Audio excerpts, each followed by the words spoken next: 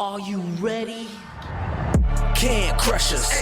It don't really get no better than this the podcast that you're looking for if you're really heavy into wrestling. Hosted by the Mark. Energy that's so amazing. Gotta keep it entertaining. Rep the Can Crusher Nation. Yeah, you know what's going down in the ring.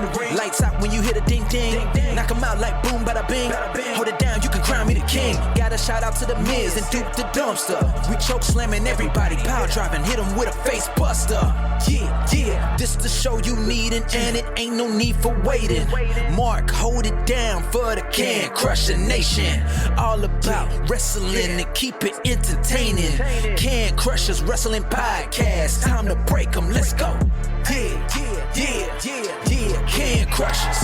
Yeah, Can Crushers. Let's go.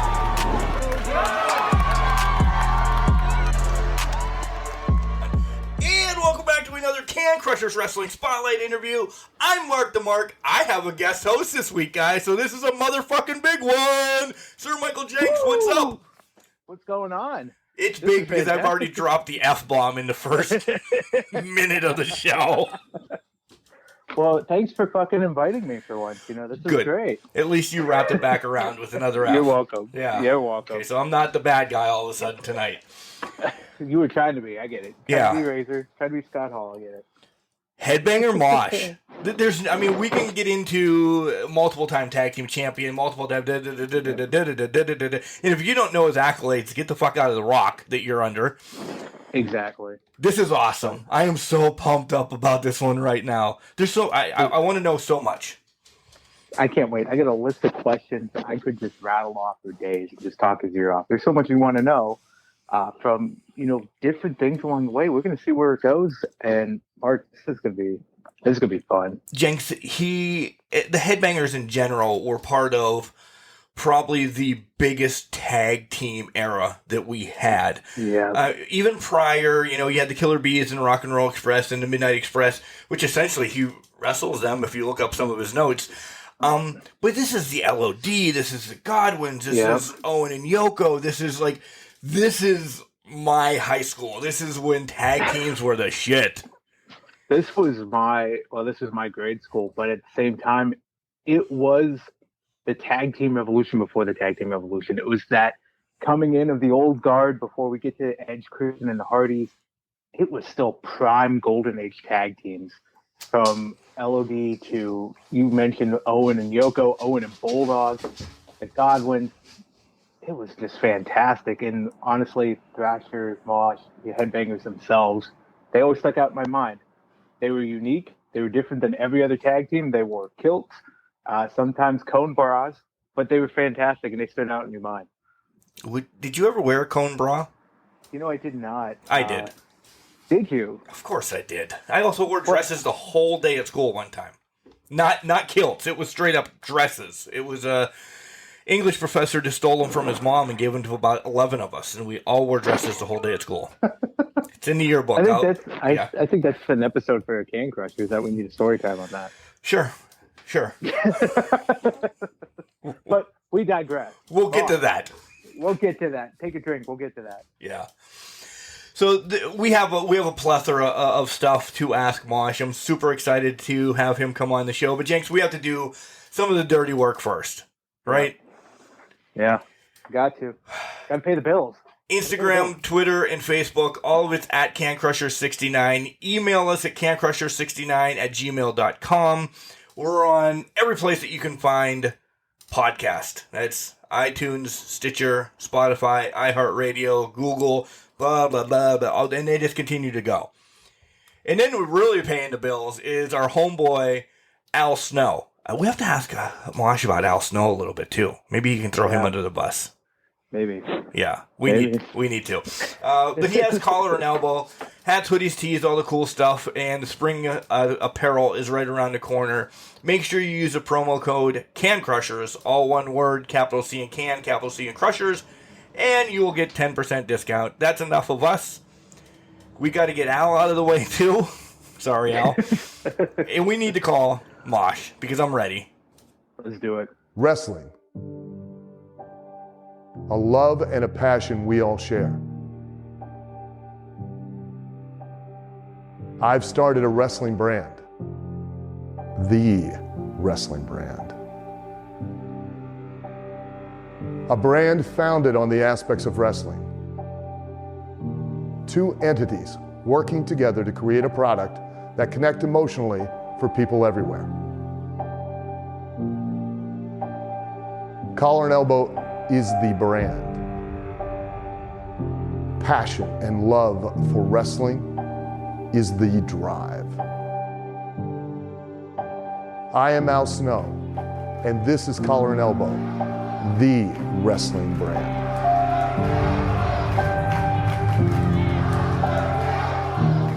And welcome back to Can Crushers. You heard in the intro how excited we were to talk to this man. You know, we went over everything that he's been, champion across the board. Just let's get into it. Welcome to the show, Headbanger, Mosh, and Beaver Cleavage. All in one. Yeah, that's what we can't wait to talk about. Oh, yeah, you got to start with Beaver Cleavage thrown in there. Without a doubt. Well done. He couldn't wait. He's been waiting about 2 weeks since that interview came out, whenever that was. He's been waiting to crank that one out. He's been waiting 2 weeks just to call me Beaver Cleavage? Yeah, I think so. I've been waiting for Beaver Cleavage my whole life. My wife doesn't help me out at all. Look. The reality is this. Just remember, nobody likes a sloppy beaver. Yeah. Touche. That's facts. Yeah. So what's going on, guys? How you doing? Lovely. Tremendous. That's doing tremendous. Fantastic. Before we get into wrestling, I want to know, what is this pro kickballer that I've just recently discovered? I would be perfect because I was a 4th grade champion. Yeah, so kickball I've been playing now for probably 15 years. It started out as a fun thing to do on Friday nights, and then it turned into a fun thing to do on a Thursday night as well as a Friday night. And then it turned into a cool thing to go and do a tournament in Las Vegas, which I joined a team, my meatball kickball team. I joined them to just play with them because they were a really good team in the area. And then I was like, they asked me to join because they wanted to go do this big tournament in Vegas. And I was like, yeah, I'll play with them. But I'm thinking to myself, there's no way in hell I'm going to Vegas to play kickball. 6 months later, I was in Vegas playing kickball. And 15 years later, I'm still playing. And I've literally played all over the United States. I've been Vegas a few times, up to D.C., New York, Texas, all over Florida, New Orleans, Chicago. Literally been all over playing kickball, and I play in leagues down here in South Florida a couple nights a week. It's kind of my de-stressor. It's for an hour and a half that I'm on the field. There's nothing else going on at home. There's nothing going on at work. It's just all about just relaxing and having a good time. One state you did not mention, and that's why where we are in Pennsylvania, we've never heard of pro kickball up here, at least in my redneck little area in the woods. No, I would be all about it. There's actually been tournaments in Harrisburg. That's just the state capital. That's why. Yeah, that's why. Snobs. It's just I've never been to that tournament, so. Okay. But no, it's awesome. It's a little different from when we were kids and we played because, again, when you were kids, if somebody bounced the ball, everybody would yell, no bouncing. If you spun it, it was like, no, you're not, don't spin it. Just roll it in nice and straight and flat. But now it's bumpy, fast. Our one pitcher we have was clocked at one point at 70 miles an hour, the ball coming out of his hand. Kickball. Kickball. Oh, yeah. Shit.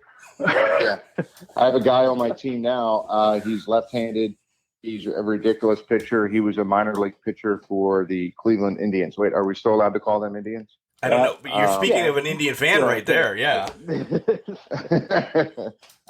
So it's a bunch of, some people are really, really athletic and really, really good. And then you got the people who are just there and to drink beer and have a good time. And it's a good mixture.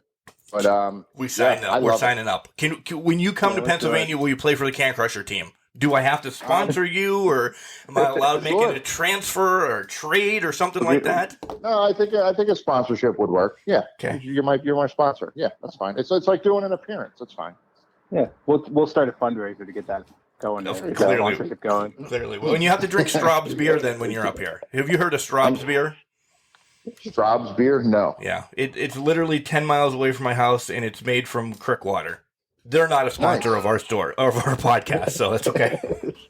Nice. I like creek water. I used to swim in it all the time growing up. Yeah, we call it diarrhea in a bottle up here well. Yeah, it just puts hair on your chest. That's all it is. Listen, every now and then, everyone needs a good cleanse, so it's just fine. Yes. That'll cleanse you. Well, about 4 times over. Yeah. Good go ahead. So go ahead, James. Let me go off that one more fun one before we get into wrestling. It's something that's always asked on Can Crushers. We have to know, what's your favorite type of breakfast cereal? And to follow that up, do you go milk cereal or cereal milk when you pour yourself a bowl of cereal? Favorite cereal? I haven't eaten cereal in ages. Okay, fair.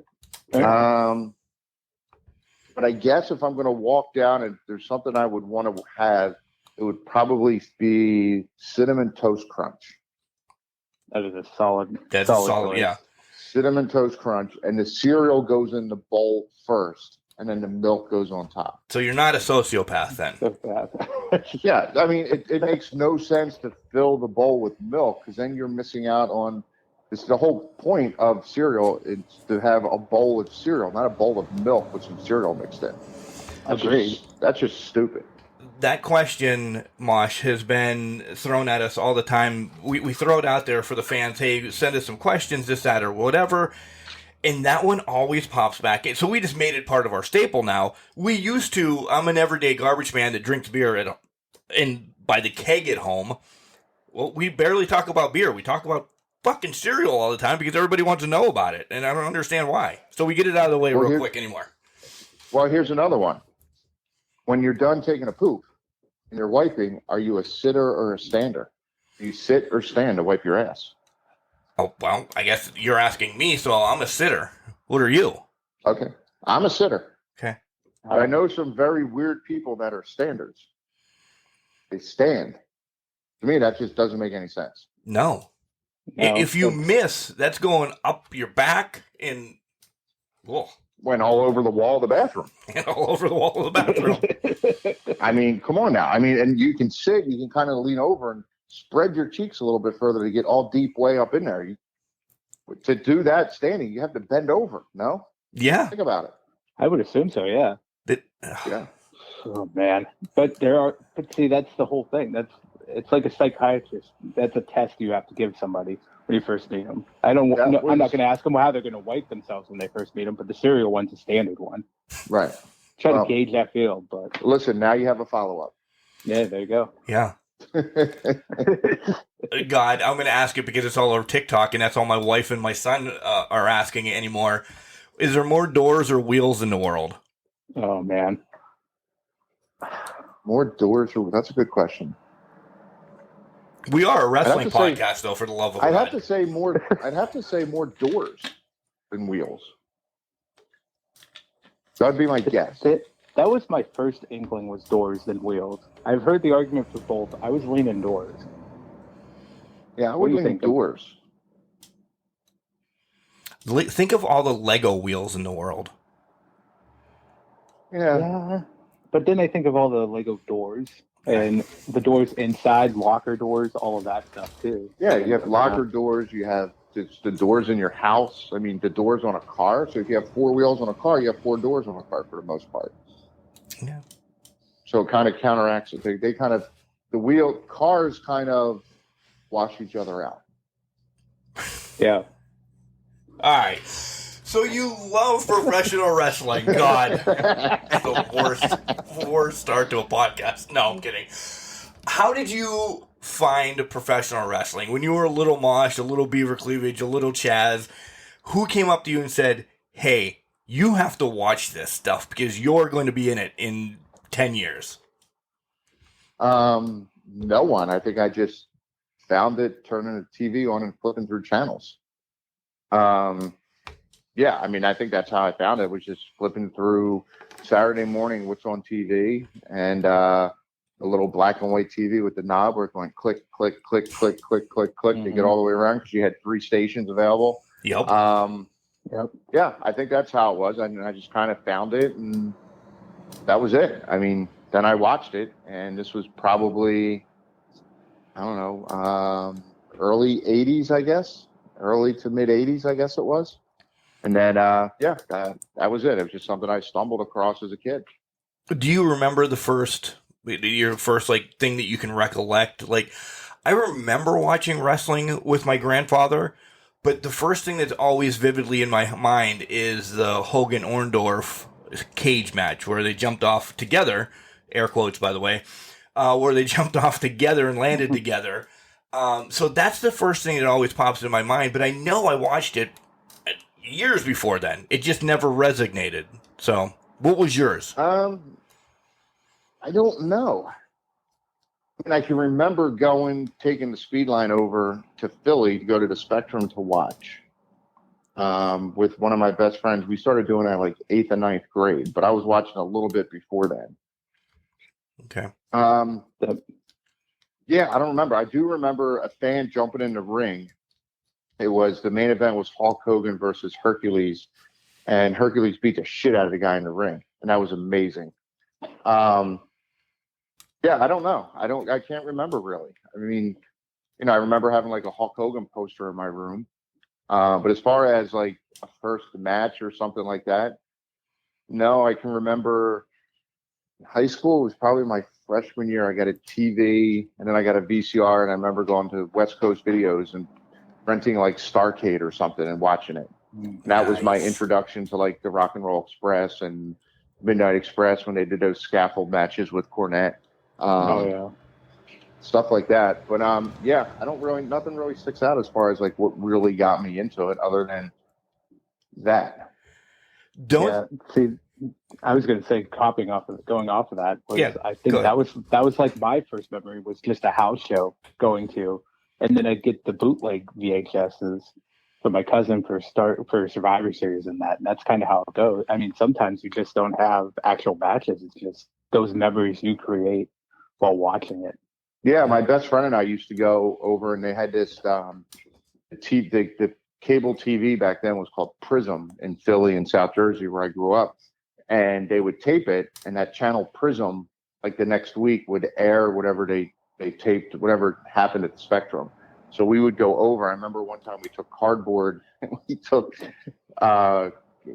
like cardboard boxes and made them into like 2x4s. And then we took that contact paper that looked like wood, and we made like these cardboard 2x4s. And Hacksaw comes out, and we got the boards up. We're right at the rails are coming out, and we're yelling ho the whole thing in. And we see the camera hit us, and we see the red light on. We instantly drop the 2x4s and just start giving the camera the middle finger. And then of course the camera pans away. But the whole point was to get on TV flipping the bird off, and we did it. So I think part of it was just to get in front of the TV camera somehow and do something obnoxious. By the way, Mosh, I'm just going to tell you, there's no timeline on our interviews. We'll jump back and forth so bad that we're going to ask you, your diaper stories to, what you're doing now. So don't think you're going to understand where we're going, because I have questions. He's got questions. My thing that I want to revert back to, you mentioned about, a fan jumped into the ring when you were there. Did you ever have anybody jump into the ring when you were in a match? One time, and it actually wasn't even in the ring. So we were in Smoky Mountain, and we were in, what was it called? Like Louisville, Kentucky, or Clarksville, Tennessee, or something like that. And it was such a backwoods town. You literally had to drive up into Kentucky and come back down into Tennessee to get into this town. And as we're pulling in, there was a white building there, and spray painted on the side of it was "Long Live the KKK." Oh, God. And we literally sat there. Glenn and I literally sat there and we went, "Oh, this is going to be fun." I mean, face paint, skirts, were like combat boots. Like, this is going to go over really well. So the ring was in there, and then they had the barrier was it was a string. It wasn't even rope. It was a piece of string. I And remember those ones. they had poles like cemented into coffee cans, and that was the barrier with the rope, the string going around. So there was a girl, and she was dirty, and she looked like a dirt ball. So I just kept yelling at her dirt ball the entire time. I was calling her a dirt ball the entire time, and I was just chanting, going, dirt ball the entire time. So finally, I guess she had enough. And it was funny, it was a 2 out of 3 falls match with the Rock and Roll Express we were having.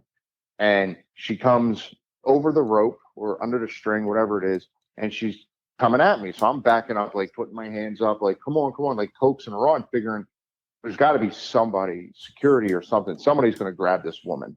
Well, nobody did. And she hit me a couple times, and I kept backing up, figuring, okay, somebody's going to. So then she tried kicking me in the balls. At that point, I grabbed her and I threw her down on the side of the apron, and I was holding her there, again, waiting for someone to come. And I felt someone pull my shoulder. And as I turned around, this guy was standing there with his fist up like he was ready to hit me. I just beat him to the bunch, and I knocked him the fuck out. I caught him right in the nose, broke his nose, his eye socket, and his cheekbone all with one shot, and he just dropped. And I stood there, and I looked up at Robert Gibson in the ring, and I went, oh, shit. He goes, get in the ring right now. I slid in the ring. He rolled me up, 1, 2, 3. I stood up. He rolled me up again, 1, 2, 3. He goes, get out. So we ran to the locker room. I was scared. I'm like, oh, shit, we're going to get fired. Like, I've never had anything like this happen before. And all the boys in the back there were like, don't get changed. Don't sit down. Grab your bags, get in the car, and leave. So Glenn's first wife was with us, and she was, I don't know, maybe 7 or 8 months pregnant at the time. So we grabbed her and we jumped in the car and we drove. And when I say we drove, because we were done, like we were driving back to Jersey anyway after the show, but we literally drove like 4 or 5 hours before we stopped to get changed. And that was in like a gas station. We went into a bathroom to wash stuff off our face and just change. The best part is thank goodness we left, because the locals all barricaded the parking lot and won't let anyone leave until we came out, and they all had shotguns. Are you They were all kidding me? What the fuck? True story. Cornette called us the next day. He's like, where are you boys at? We're like, New Jersey. He goes, oh, you guys weren't kidding around. You guys took it seriously when we said get out of town. We were like, well, we were leaving anyway. We were heading back to Jersey anyway because the loop was over. We had a 4 or 5 days, so we were going home for the 4 or 5 days. So fast forward now, we're in WWF. So this guy is now trying to sue myself and Smoky Mountain for lost wages and all this other stuff. So it's set to go. We had to do depositions, the whole 9 yards. So it's set to go to court. So the day after Raw, it was the week of WrestleMania 13, our first WrestleMania. So we did WrestleMania 13. We did Monday Night Raw, where we wrestled Davey Boy and Owen. And the next day, we were supposed to fly back down to Tennessee to go to court. So that Monday Night Raw, Cornette came up to us. He goes, boys, you don't have to go tomorrow. We're like, why? What happened? Because the judge threw it out of court. And we're like, really? He's like, yeah. We're like, what happened? He goes, well, the guy says that he had blurred vision in his eye. His tear ducts were broke. He had to keep constantly putting drops in his eye. He was legally blind in one eye, but he just got a job driving a school bus. So the judge heard that he's got a job. If you get a job driving a school bus, you got to pass an eye test. The CDL Therefore, and everything, you're yeah. Not blind. Therefore, you're not blind. So the judge threw it out of court. Oh, what? My God. Jesus Christ. It's a true story. Go ahead, Jake. Yep. It's unfucking believable. Well, that's the one and only time I've ever had a fan hit me and that I had to hit back like that. Wow. I thought maybe you'd get the story, and everybody's seen him on YouTube, where Stone Cold stomps a guy out trying to get to Triple H, da-da-da-da-da. I was going to put a spin on it. Did you like doing it? But I'm not even going to ask that because... No, actually I didn't. It was just so surreal. I mean, it was just one of those things where it was like instinct, because the funny. I don't know if it's funny, but one of the things that used to go to through my head is, and Glenn and I would talk about on the road, like, when wrestling's entertainment, so we're not out there trying to kill one another. You make it look as real as possible, so there's contact. But if I ever got in a real fight, like, would instinct kicked in, and would I protect myself, or would I be pulling punches? And now I realize, no, there's no pulling punches. I'm knocking motherfucker out. Yeah. It's almost like a switch at that point. You're in danger, so you're like, Yeah. It's me or you, and it's going to be you. So fuck off. Here you go. Yeah. Yeah. So, yeah. But I mean, I think if someone got in the ring, I think that would be fun to do something in a ring to them. But I don't know. That was my spin to get. Do the boys or the girls nowadays, when a fan comes in, do you like putting the boots to them? Essentially, is where the whole. I mean, we respect it. We've been invited to places, and like OVW, Al Snow is one of my good friends now. I'll put it that way. We go down to OVW every once in a while, hang out with him. Until he says, Mark, come here, I want to show you something, because I'm nerdy backstage and stuff like that. Until he says that, I'm not crossing that path, even though I've been down there 6 or 7 times. That's not my home. Right. So, yeah. I don't know if we enjoy it. I think, again, it's more just we got to defend ourselves. And when it's over, like everyone would joke about it and laugh about it and be like, oh, you stomped a mud hole in him. Or if the guy got a shot on you, then we'd be like, he hit you. But nobody likes doing that because, again, we're there to entertain and have a good time and have fun. And, we don't come to your job and heckle you and make fun of you and try to beat you up in your job. So don't do it to us. You should. You should be on the back of the garbage truck with me. Go ahead, Michael. I'm sorry. Do you need protection on the back? I'm questioning what's going on in the back of that garbage truck now. But listen, no one wants to attack you on the back of the garbage truck. I can promise you that. I know. Yeah, nobody's throwing trash cans at you, Mark. I don't think. Duke is. Go ahead. I was gonna say, you need to get Duke the Dumpster Drosy out there. Yeah, there you go. So one of the interesting things, since we're still kind of early on in the career, and we were talking about Glenn or Headbanger Thrasher, I didn't realize he trained you. Actually, yes. He was a trainer. So I guess a little bit about that for the most part is how did that come about? Well, I guess how did you get into the wrestling training in that? Were you just added to the newspapers, things you saw when you were out and about, and then how did it become that Glenn became your trusted tag partner through the years? There was a wrestling school, the Monster Factory, about 10 minutes from where I live, maybe 15 minutes away. And it was in a flea market. And every now and then for about a week, when I would drive by, there'd be a moving truck, like a U-Haul truck out there that was all white and hand painted, spray painted on the side in awful handwriting. You would say pro wrestling Saturday, 8 p.m. And finally one Saturday night, I was like, oh, I have nothing going on. Let me go down and check this out. And I walked in, and it was one of the cheesiest things I've ever seen. Because, again, the only thing I've ever seen in person was, WWF show, and I saw a couple WCW shows at the Civic Center in Philly. But I'd never ever been to I'd never been to an independent show. I didn't even know what an independent show. I didn't know independence existed. I didn't have a clue. So I went in and I was like, this is awful. This is cheesy and awful, but it's funny. It was fun. I went by myself and I sat there and laughed. So after the show, I got talking to this guy who was the Spider. He was their heavyweight champ. And it turned out that him and I knew of each other because our high schools wrestled each other. So we were different weight classes. And here the Spider was Glenn. So he was like, hey, what are you up to? And I'm like, nothing. I'm like, I'm still kind of wrestling. And I was, going to community college. I was doing AAU tournaments, wrestling and stuff like that. And I had no idea what I wanted to do. I was working at Sam's Club. At one point I thought I was going to be a manager there. So I just kept kind of working my way up, but I really had no direction or no idea of what I wanted to do. So I was kind of just going to college just because that's what you were supposed to do. So at this point I was in, I don't know what I considered 14th or 15th grade even. I could have been my third year at community college. I have no idea. So I he was understand like, that. you should, yeah. I mean, It's so he home. was like, what's that? I said that it's home. Ouch. Yeah. So he said, well, you should come down here and try it out and, come down and check it out. And at this point, again, I was maybe 180 pounds soaking wet. And I had just finished an amateur tournament like a few weeks before then.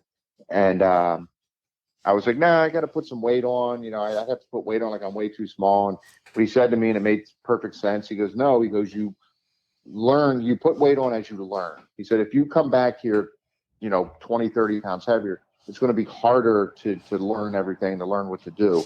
He said, but, if you put weight on as you go, then, it'll be easier. I was like, oh, that makes sense. So I was like, well, let me think about it. So I went back a couple weeks later for a tryout, and Larry Sharp there was 6 people there for the tryout, and his stepdaughter, her class was on a class trip. So there's like 40 kids in the back at the Monster Factory. Oh my God. Oh my God. And there's 6 of us doing this tryout. So Larry prefaced it with, I don't take everybody, so not everyone here is going to get offered a spot in the school. And I was like, dude, this is a school. Like, you're going to take everybody's money. Like, that's just bullshit, I'm thinking. But anyway, I got in there and did everything they asked me to do. And at the end, he offered it to myself and someone else and told the other 4 they would never make it. If you want to be a wrestler, go find another school. And I was like, wow. So I went down there, and it just worked out that at the time, Glenn was Larry's trainer. Glenn had been around for 3 or 4 years. He was Larry's trainer. He was Larry's champ. So we just started training. And then 3 weeks into training, WWF was in town doing their Saturday morning, like WWF Superstars and Challenge show. And Glenn took me up there because when they were in town, they would call Larry and use Larry's guys to go up and do the enhancement matches. Gotcha. So 3 weeks into training, not knowing anything, I'm in a WWF ring wrestling Adam Bomb for TV. Wow. And then the next night, I'm back in the WWF ring wrestling Papa Shango. Oh my I was God. just like, holy shit. And then the funniest part is the last amateur match I had was in the Wicked Myco Center in Baltimore. I don't know if it was Baltimore, but it was in Maryland. That was my last amateur match, and that's where I wrestled Papa Shango, my second match. So it kind of full circle. That's a cool story. Wow. Yeah. So, so I did, I don't know, 6 or 7 matches on TV. And then before I had what you would consider like my first real match. And then I did this little program with this kid who was one of the kids that got picked to stay at the school. So we trained together because Larry shut the school down for the summer. Because it was just, there was no air conditioning in that building. It was just too hot to have a show. Mm-hmm. So we trained all summer together. It was like 3 months. And then we did our first match, second match, and third match. And then meanwhile, during that period, Glenn had got hurt. He hurt his back. So he, for like a month, wasn't around. And then finally he came back, and he basically just approached me. Now, him and I, right off the bat, hit it off. Like, we instantly became friends. His wife at the time, my girlfriend at the time, they instantly became good friends. So, I mean, we were all hanging out all the time. So even when he wasn't coming down to the school, we were still friendly and hanging out. So he said to me, he goes, I've been doing this, 3 or 4 years. He said, I've never made it a singles wrestler. I've thought about doing a tag. He's like, would you like to tag with me? And at that point I was like, are you kidding me? Like, Glenn was the man down at the school. Everyone wanted to be Glenn. Everyone wanted to hang out with Glenn. And I was like, hell yeah, of course. So our body types were kind of the same. He's a little bit taller, but for the most part, the idea was for us to be the Spiders. We got outfits made that looked identical. So when we looked at each other, it would be like a mirror image. The new Killer Bees. Worked. Yes. Yes. Yeah. But better. But yes. So it actually worked out really well to the point where there was one show, Glenn's mom came up to me and talked to me for about 10 minutes before she realized she wasn't talking to Glenn, that she was talking to me. Oh my God. Yeah. So we were so similar that he was hurt. So he was our heavyweight champ, so they had to drop the belt. So we did an angle where I went out with the mask on, and just where he wore this big jacket out to the ring, and then took the jacket off. I wore the jacket out to the ring. I had his entire outfit on, and then I got like blasted with a chair, got the shit beat out of me with a chair, and then they pinned me. So I was the one who lost Glenn his belt for Larry. So that's kind of the story of how I got started there and how Glenn and I started tagging. When you started for a little bit in the WWEF around that whole time, why the Flying Nuns first? Well, we went in first as the Headbangers. We had some enhancement matches as the Headbangers before the Flying Nuns. Okay. A lot of people think they brought us in as the Flying Nuns and then switched us because we had the Headbangers before we got there. Cornette gave us the Headbanger gimmick in Smoky Mountain. He came up with the idea and the concept, and then we kind of ran with it. So we went in as the Headbangers. I think what it was Vince. I think it was a couple of things. I think you're first of all, you're always being tested there. They want to see what you'll do, what you won't do, and attitude and things like that. Everything's always it's a fucking game. It's always a test. So I think part of it having us do that was a test to see how we would react. The other side of it is Vince likes making you. Vince didn't make the Headbanger gimmick. He didn't come up with the idea. So I think maybe it was his way of saying, hey, let's do this and let's see what happens. But it just didn't go over with the religious groups at all. No. I remember that. Not at all. No. Yeah, so they had us get arrested at the Disney store staring at little kids through the window. And then that was it. Gone forever. Gone. But the only undefeated tag team in the history of the WWF. There you go.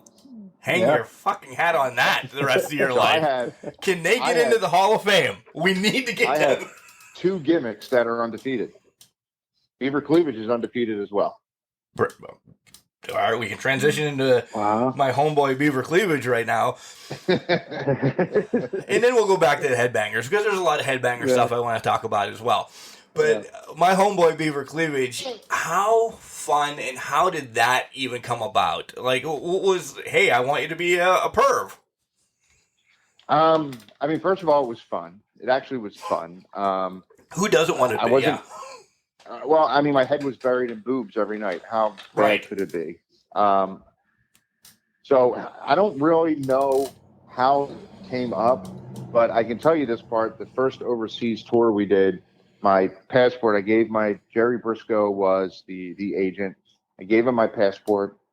He looks at my picture and he starts laughing. And I'm like, what's so funny? He goes, your passport picture, you look like Leave It to Beaver. And, it was like a joke. But from that day forward, he would call me Beav.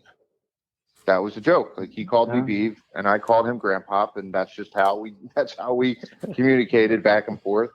But then all of a sudden, Glenn was hurt. I was sitting home, and the office called and said, hey, we have this idea. We want you to come up to the office. We want to spin it, talk to you about it, and blah, blah, blah. And they presented me this idea. They told me about the girl. And at that point, I was like, Glenn's sitting home, not doing anything. I've never really wrestled singles my entire career, except for like 3 or 4 matches or enhancement matches. So this would be kind of cool. I'm excited about it. And then all the shit with Sable, with the sexual harassment, Owen's tragedy happened, and then they killed that off. They killed it off, and then then I was Chaz, the kid from Jersey that was just there to have fun. And then that whole angle, the girl was we just didn't get along. Probably one of the things I would have done differently was at that point, I never really looked at the business as a business. I always looked at it as it's entertainment. I'm here to have fun and do a job, and that's it. But if I would have looked at it, realized the business side of it, I would have embraced the girl, dealt with the issues I had with her, because at that point, anyone that had a female with them was getting a big push. And my thing with the female turned out to just me getting the shit beat out of me, because the storyline was I was beating her up. So every time I got in the ring, people were just beating the shit out of me because of it. So that's basically how that happened. And that's it. So I don't know exactly who came up with it, but those vignettes were funny as hell and fun to do. Yeah. And if you have not seen them, go back and watch them. They're on YouTube. You can find them and you can watch them. Yeah, they're fucking amazing. Yeah. By the way. Yeah. Go ahead, Yes, Michael. they're awesome. Yeah. So, well, let's jump back. Let's go back to the Headbangers. Let's get into that most famous gimmick that you're known for. But you were talking about earlier about, I think it was after WrestleMania 13 with the lawsuit and everything, and when it got thrown out, you faced Bulldog and Owen. During that time, there were so many great tag teams in the company. I just wanted to see what it was like for you working with everybody, even being your own, and then winning the tag titles in a fatal 4-way against the likes of the Road Warriors, Bulldog and Owen, and the Godwins. Just, what were your feelings just during that whole time? First of all, I was in amazement. Every time I walked to the ring, I'd laugh. And I wasn't laughing because I wasn't like laughing like at anything. I was just in amazement going, holy shit, this is really happening still. Like, yeah. I'm still walking down to this ring. I'm still getting in there. Like, this is amazing.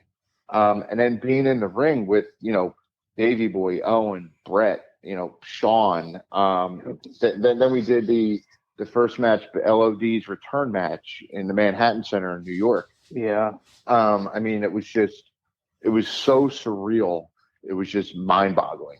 I don't know how else to put it other than that. It was just one of those things going, holy shit. And then it was funny that night we worked LOD in the Manhattan Center. We had been on the road for about 8 or 9 days straight. And Glenn and I were wrestling Barry Horowitz and Tracy Smothers, Freddie Joe Floyd every night. And it was either in a tag or singles, and we were winning every night. And we're like, this is awesome. We were still in our contracts. We were still part-time. We weren't even full-time guys. We had part-time contracts.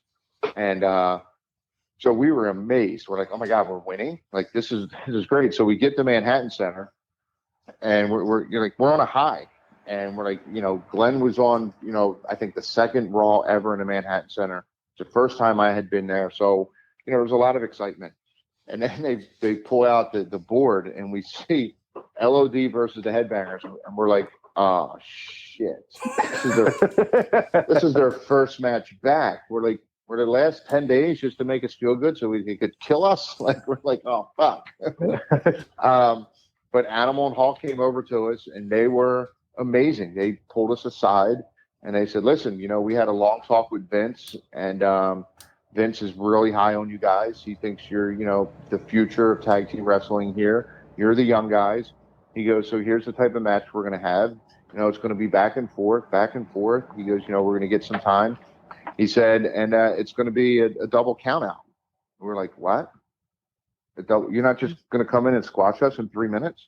He's like, no. We're like, oh, he goes, but what we'd like to do, if you're okay with it, is when the match is over, is give one of you the Doomsday device. And I'm like, I'll take it. I'll take it. Yeah, sign up. And at that point, they were just doing the back bump off of Hawk's shoulders, the flat bump. And they're like, we don't do that anymore. I go, no. I go, if I take it, you're flipping me all the way over. I go, I'm taking the whole fucking kit and caboodle. I want to flip all the way over. Flip me twice. I don't care. Like, I'm in the ring with the Road Warriors. I'm taking the finish. Oh, yeah. So that was amazing. And then that's the same night, actually, we found out that we were going to be in WrestleMania 13. And we also found out that night that's when we were getting our first set of action figures. Wrap all that up into one little shiny package and talk about a wet dream coming true. Right. Yeah, you just said it. Never mind, I don't even have to ask the question. My biggest thing is, how is it knowing that you had an action figure? When they first told you, hey, you're getting an action figure, I would have been, my life's complete, but wet dream's even better. So, yeah. Yeah, it was amazing because how we found out was they're like, hey, they gave us an address. Like, you guys got to be here tomorrow. And we're like, well, what's this for? They're like, oh, it's for your action figure. We're like, what action figure? They're like, oh, you guys didn't know you're getting action figures? We're like, no. And they're like, yeah, they're making Headbanger action figures. I was like, are you shitting me? Like, are you kidding? So it's actually funny because I'm kind of a nerd when it comes to my own action figures. I have one that's out of the box that I actually carry around with me all the time. He's in my truck. He travels with me when I go on the road. He's in my bag. He goes with me everywhere. That's actually pretty cool. I don't slide you at all for that. That's actually pretty cool.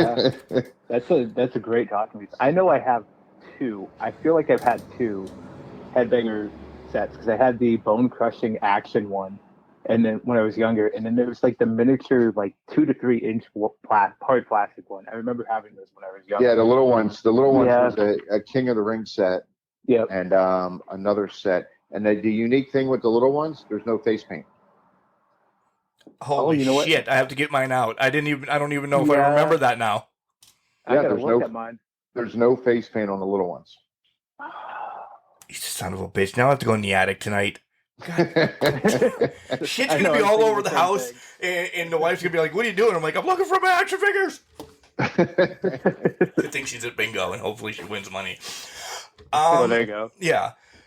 So the tag titles during that time, this is, I know it's wrestling, and I'm going to put the whole wrestling and everything in the air quotes. So many great teams, but why were the titles like hot potatoes? Like, you didn't get huge runs with them. It was just you guys, LODs, Godwin, Smoking Guns. I mean, like, everybody had to have them within like 2 to 3 months of each other. Why? I don't know why. All I can tell you is this, is when we won the belts, the next night on Raw, we were walking past Vince. Vince was sitting there. He was in a makeup chair or something. And because he was still doing commentary then. And we legit walked up to Vince and we thanked him. Like, Vince, like the winning the tag belts is like the greatest. Thank you. And he goes, listen, he goes, you guys do a great job for us. He goes, you do the appearances. He goes, you give us no problems. He's like, thank you. He goes, enjoy it. So I don't know if it was he gave them to us because we filled in for Dude Love and Stone Cold. They were technically the champs, but that's when Steve's neck was broke and he couldn't wrestle. So they kind of put us in at the last minute. But I don't know if it was just a thank you. I don't know if it was the elevator. I don't know what the reason was, but I ain't complaining. But that's what Vince said. Vince like thanked us at that point for everything we're doing. So I kind of took that as just kind of a thank you, and it's a segue maybe into another storyline or something. I don't know. The tag belts, they turned into being a segue into different storylines. You know, Dude Love and Stone Cold throwing two guys together. So I don't think Vince was ever really high on tag teams because I mean, if you look at it now, that's noted everywhere. Yeah. So there's no real tag teams anymore. Like a team coming like Glenn and I did or the Hardys coming up through the ranks of the tag team, it just doesn't happen anymore. So it's more of just a segue into different storylines. So I guess that's the answer. That's why they flip them so much is because it's, like eventually we all know Riddle and Randy Orton are going to end up working each other. They're just delaying it because everybody knows it's coming. So I guess that's the answer. They're just more of a tool, I guess, to segue into different storylines. The only team that is here that's been here for a while is the Usos. Other than that, there aren't any. Yeah. Well, I was going to bring that up too. As we're recording WrestleManias this weekend, how much wrestling do you watch nowadays? Are you just WWE, or do you dabble with other companies, AEW, Impact, old school OVW, stuff like that? I barely watch anything. Oh, any wrestling. But you keep up with it, though. I will flip it on. I'll flip it on, and if I see someone I know, I'll watch it. I'm a flipper. I'll like if I'm watching, like I'll put Shark Tank. I love Shark Tank. I'll put Shark Tank on a commercial. I'll flip over to Raw. AEW, I barely follow at all. I follow Red Velvet because I've been friends with her since she broke in. But again, if I flip it on and I see Billy on or his kids on or Matt on, I'll watch it because I know them and they're friends of mine. But other than that, I don't really watch it. I guess some of the storylines I get is from social media. Because I follow I'm friends with we're friends with the Usos, so I follow them on their Instagram, or like NWA I'll follow on there that way, and Mickey James I follow, and you know what I mean, and Matt, Jeff. So I'll follow certain people, and then I kind of get glimpses of what storylines are going on. But that's probably how I get most of it, because I don't really I can't sit and watch the whole thing. Yeah. Okay. That's fair. That's fair. And yeah. So I want to go back because, we mentioned Owen a couple times, and I always like hearing stories about Owen. So I was wondering, do you have a favorite Owen story you want to share? I have about it. What I'm going to consider the best Owen story ever, because I was involved with it. So Owen was such a character, one of the greatest guys ever. And he came up to, again, when Glenn and I first signed with WWF, they had this part-time contract. And the part-time contract guys, that's when they had the Goon, TL Hopper. That's when Al Snow was doing it, all those guys. So the whole idea was to bring these guys in, elevate them to a certain point, and then make them have competitive matches with the bigger names. So everything wasn't a squash match all the time. And it was a part-time deal.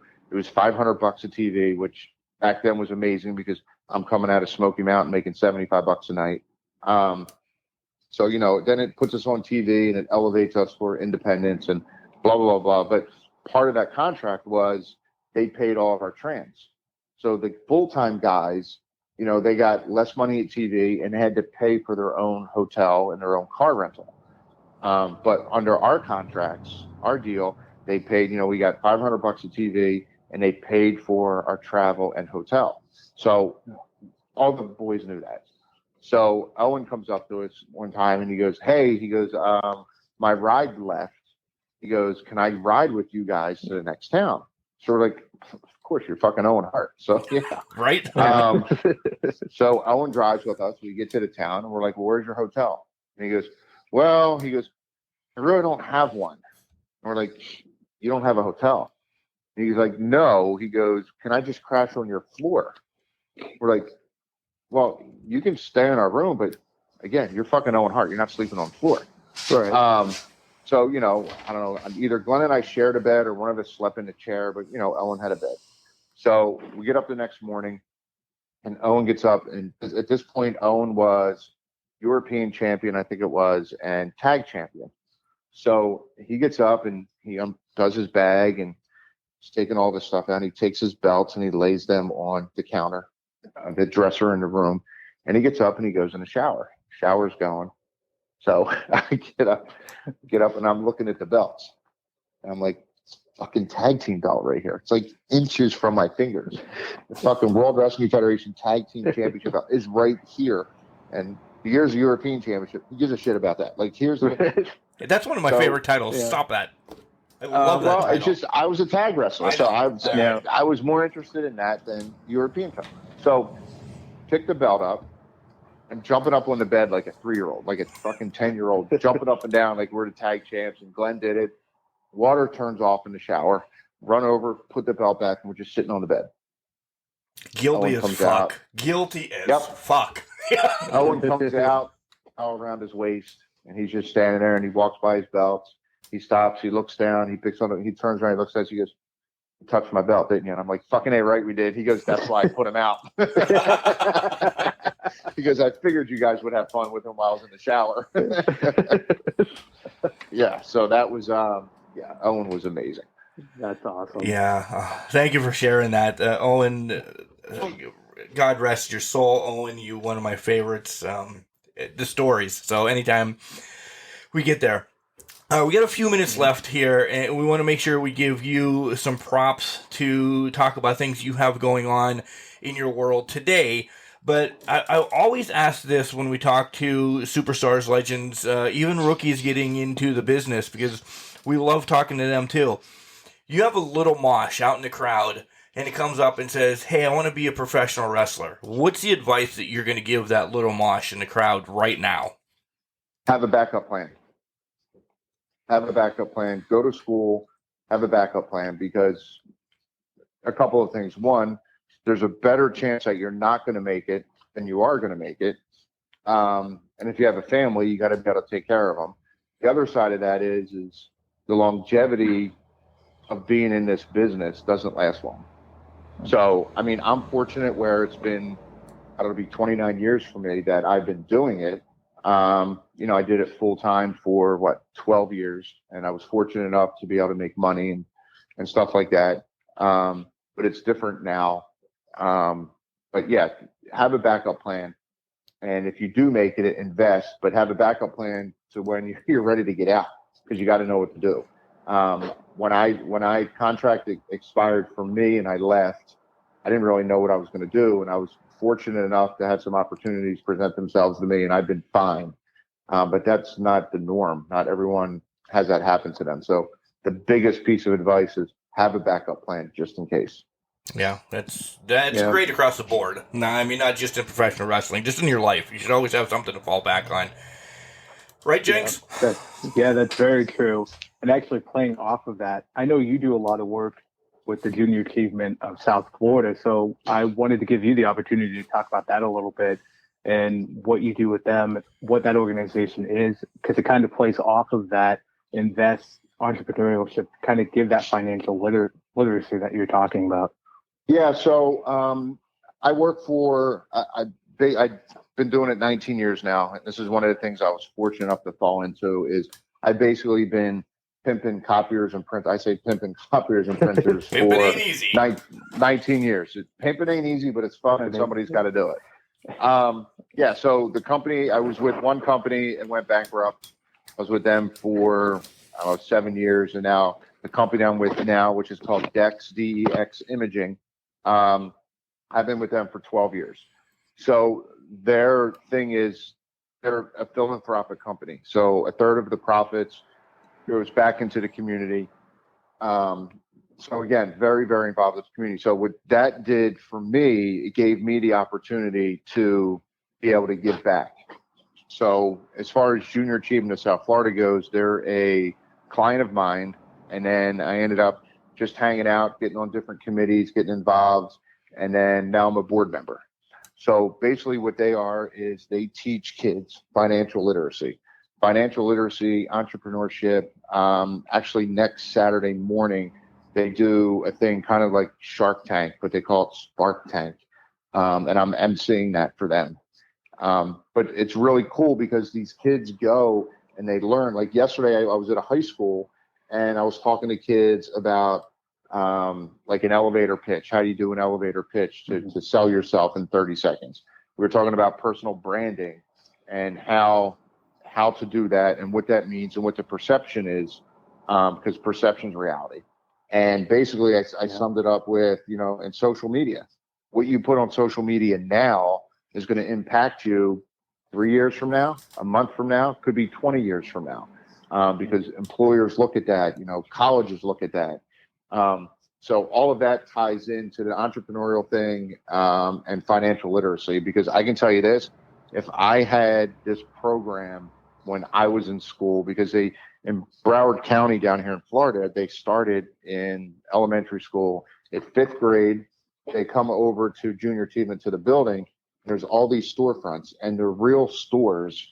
They're not real stores, but they're stores owned by real companies. Chick-fil-A, BB&B Bank, BB&T Bank.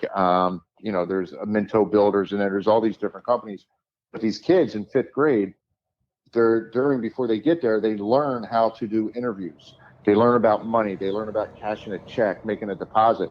So when they come here, they have to actually interview for a job. In 5th grade, they got to interview, and they're being interviewed by their peers. That's awesome, though. Holy shit, I wish I had that. Yeah, you got to get hired. Then you work, and then you get a paycheck. You go to the bank, you deposit it. So then between 5th and 8th grade, you learn all about financial literacy, like budgets and different things like that. So in 8th grade, they come back. It's called Finance Park. So again, it's all real stores. There's a City Furniture, there's a Toyota, there's a Publix, grocery store. So these kids are given a tablet, and on the tablet is their entire life. It gives them, what job they have, how much money they make, if they're married, if they have kids, how many kids, if they're single, divorced, whatever it is. And they have to take all of this and they have to budget it. And then they have to go around to each store and buy stuff and things like that. And at the end of the day, you got to have money left over.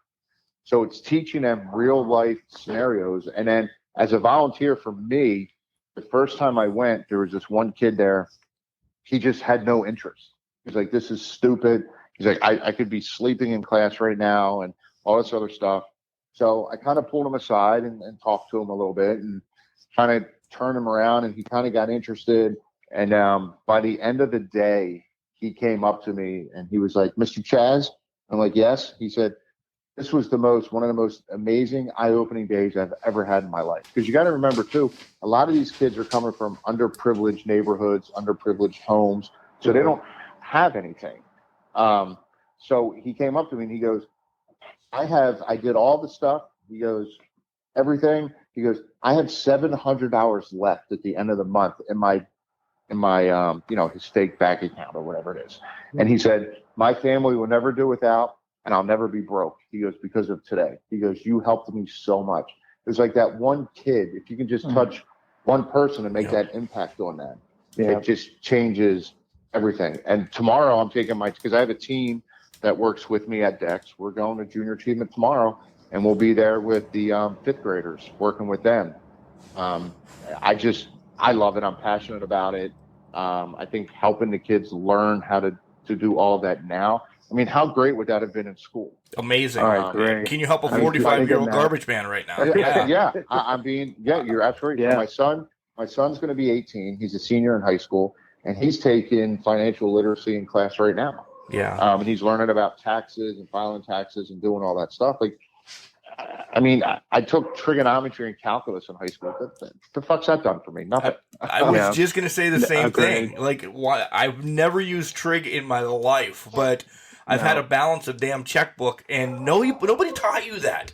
Your mother, not disrespecting my mother, but my mother, who was always in the red. How the fuck is she going to teach me that? Right. Yeah. And my thing always is I had money in the bank account. I'm like, I can spend. And I would spend it. And like all of a sudden I was like, shit, I need gas, but I have no money now. How am I going to use gas?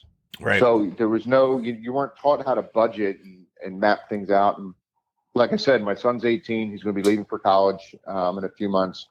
And I've been talking to him about it. And I'm like, listen, you need to start coming to the grocery store. He's like, no. He goes, Dad. He goes, I got it. And I'm like, what do you mean? He goes, no, I got to make a budget. He goes, I make a budget for everything. He goes, I know how much money I'll have every month. He goes, and he's got it all laid out. I'm like, this is amazing. Like, I'm not that together. Right. Well, and that's been like when I was reading up on it and then hearing you talk about it, I've always recognized that as being the biggest missed opportunity in my youth was having somebody there to just pull me aside or even have that financial literacy lesson. So to hear that's going on and to hear that's going out into the communities, not even the underprivileged, but somebody's actually educating kids on this. It's kind of a breath of fresh air to me because, it's something that I had always longed for, not knowingly, but I always longed for it now that I'm an adult. You learned it on your own in the hard way and you try to avoid that. But yeah, it's just amazing to see what that can do and how that can help so many people. Yeah. And it's just, again, like I said, it's just that one kid that you can help that just makes it all worth it. And I love working with them, and I do it all the time. And I'm very, very, I always say I'm fortunate because I'm not lucky. To me, lucky is winning the lottery. Being fortunate is putting yourself in a position to be able to do certain things. And I've done that with myself. So I'm just very fortunate that I'm with a company who's philanthropic and pushed me to go out into the community to do all of these different things and get on the boards and stuff like that. And working with kids and having that impact. And the junior achievement that I work with down here in South Florida is actually the largest in the nation. So there's 50,000 kids a year that go through this facility and through this program. So it's unbelievable. Wow. That's awesome. That's fantastic. Thank you. Yeah. You're changing the next generation.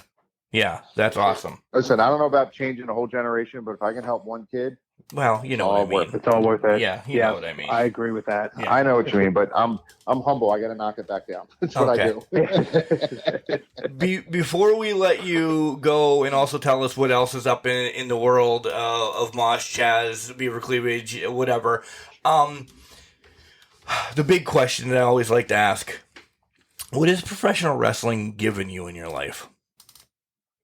What's it given me? Opportunity. It's given me opportunity. I think a lot of opportunities I've had in my life have come because of wrestling. And I guess a couple of it, like I grew up right outside Philly. Mm-hmm. I'm a Phillies fan. Yep, I'm sorry. Fortunate enough, I'm sorry. Easy there. I'm a Steeler fan. I hate you because I'm a Steeler fan. So, all right, come on. This interview's over. You're a Steelers fan. I'm a Bengals fan. So, we're really hating each other now. Yeah. Yes. Yeah, Mitch Trubisky. Good luck with that. So, yeah. That's the gun, by the way. So in September of '97, we had the tag titles. Not only was I fortunate enough to go back to Philly, where I used to watch wrestling. Granted, it wasn't the Spectrum. It was at that time. It was the FU Center, the First Union Center. Yeah, but I got to go back as tag team champion in front of my friends and family. But the night before, I got to throw out the first pitch at the Phillies game, and I got to wrestle. The Philly Fanatic on the sideline. Nice. So opportunities like that, and even now to this day, wrestling still opens doors for me. It gives me different opportunities. And business-wise, what I do now, it's still opening doors because I feel out of all the competition for what I do, I have the best icebreaker ever. As soon as I tell people I'm a professional wrestler, it's like, what? You do what? And everybody wants to talk to me. So it just keeps opening more and more doors. So the biggest thing for me is just opportunity. And then the other great part is I'm on video games. I can play with myself all day and never get messy or sticky. It wraps right back around. Perfect. You see how I built that up and I had to knock myself back down? Yeah. The biggest thing is just opportunity. I mean, every time I turn around, there's another opportunity to do something or meet somebody or something. So, and I still get, like last weekend I was up in Philly at ECW Arena doing appearance, Icons of Wrestling the night before. So, yeah, it's just opportunity, which is amazing. Well, that's my next thing and last thing before we let you go. I know it's a little bit over the hour that we talked about, but I don't fucking care. You're a Bengals fan. Where are you going to be? What's up? Well, you're not going to tell us about surprise appearances, but you have anything in the hopper that you're going to be out and about doing? So it is April 15th, and I think it's April 15th and 16th. I'm out in Indianapolis for Squared Circle Expo. Yep. So you can look that up, Squared Circle Expo. I'll be there. It's a giant convention. Did it last year. It was amazing. Other than that, just, ProWrestlingTees.com. I actually been working on a little website with my son, so it's really cheesy. So I've had people send me messages going, "Oh, your website sucks. It's so cheesy and awful." Yeah, I know. I started it with my son, and we're both still trying to figure it out. I'm not a fucking master web designer. We just got like T-shirts and pictures on there. T-shirts on. So that's moshescloset.com. You can check that out, moshescloset.com. That's about all I got. Nothing else exciting. Are you? This is for my own personal knowledge. Are you not going to be at Celebfest in Baltimore in May or something like that tonight? Because I thought you were, or were you just at the last one? I was at the last one. No one's asked me to do this one yet. Okay. Yet. Yeah. Well, the last one was in the middle of goddamn winter, and up here where we are, we're 3 hours away from Baltimore, but in the winter, it's 24 through the snow. You being a Philly boy, you understand. Yes, which is one of the reasons why I moved to Florida. And when promoters want us to come up in the winter, I go, "Do you realize there's a cold charge, right?" And I'm like, "A cold charge?" I go, "Yeah, it's going to be cold, so I charge extra money because it's going to be cold, and I don't want to be cold. I don't like being cold." It hits 65 degrees in Florida, and I start complaining it's too cold. And it hit 60 degrees. I'm walking my dogs with a hoodie and gloves on because it's cold. Does your dog like the hoodie and gloves on? Or are you wearing the hoodie? No, I'm sorry. Oh, I'm wearing it. I don't give a shit about the dogs. That's all I got. Jenks, do you have anything else? No, that's it. Just thank you for your time, and I appreciate this. Is a great conversation.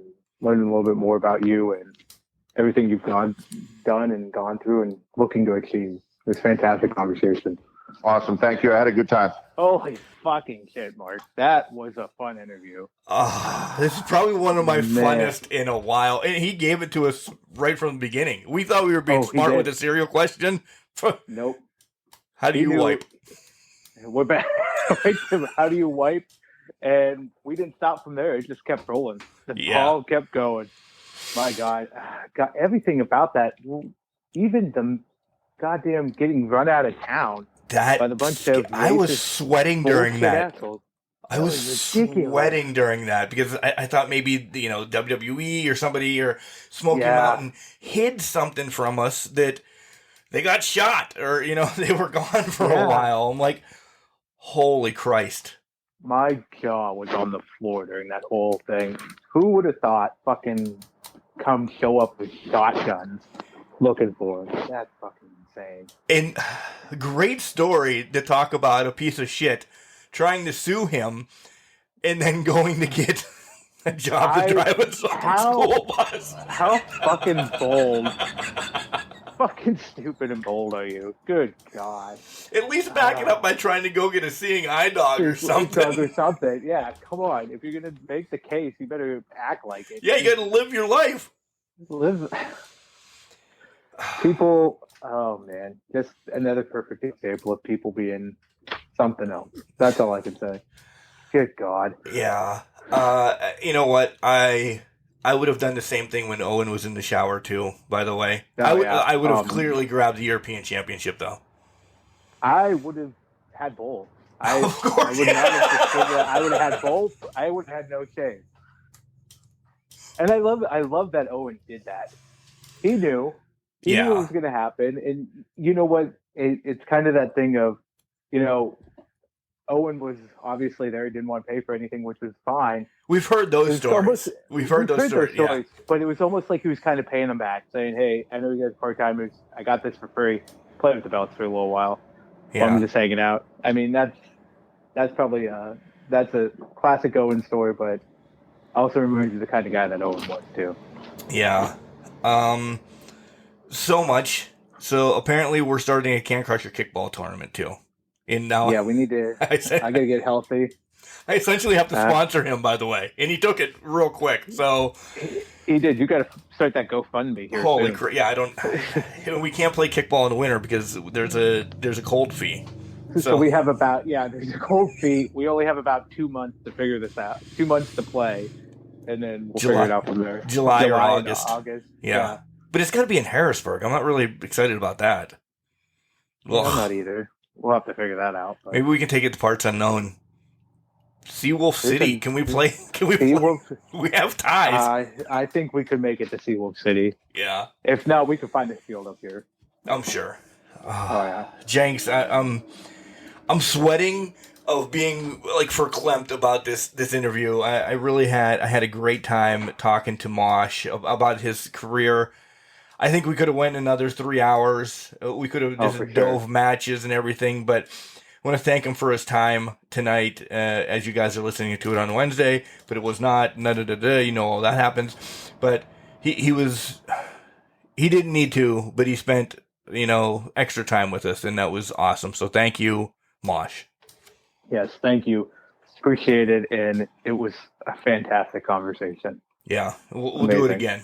Do it again. Yeah. Tell Glenn all about us. We're getting there. We'll get there again. Yeah, get Glenn in. Yeah. So, all right, Jenks. Thanks for stopping by.